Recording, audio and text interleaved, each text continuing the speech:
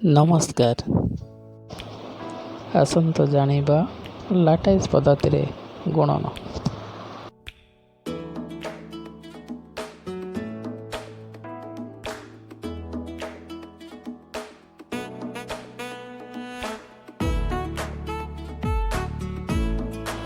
एक गुणन को उदाहरण भाव में नि जाऊ 345 गुणन 68 यार उत्तर है 23,460।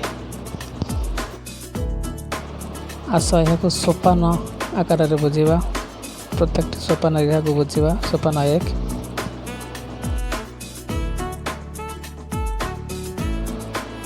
प्रथमे गुण्य आ गुणक हिसाब से गार पकईवा घर तैयारी करिबा। देख मुझे करुँची यहाँ पर घर ऊपर संख्या को लिखा और साइड रे मध्य लिखा। सोपान 2 जीवा। सोपान 2 रे प्रत्येक घर कर्ण को जोग करिबा। मु करुँची आप मैंने लक्ष्य करंतु।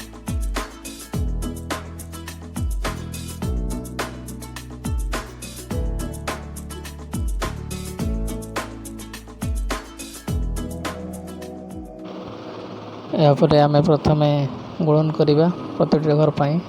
देखो प्रथम घर 3 अच्छे 6 अच्छे 318 लिखिली 18 देन 424 5 और 6 अच्छे 530 देन 3 और 8 3 8 24 4 8 32 3 2 32 5 8 40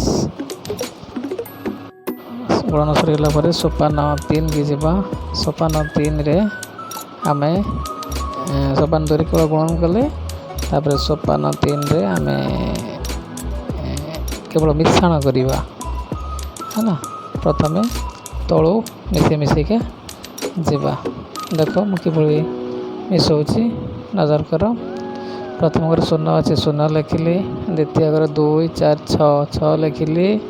तापर आरंभ 4 3 7 4 11 3 14 रु 4 रखीना एक ऊपर पड़ेगा 2 1 3 8 11 2 13 रु 3 रखीना एक 1 1 2 2 3 4 6 23,460 आमर उत्तर होगला। 23,460 मध्य आम गुणन उत्तर पाई। आम पंचम श्रेणी बहिर एक विषय अटे। Thanks for watching. Thank you.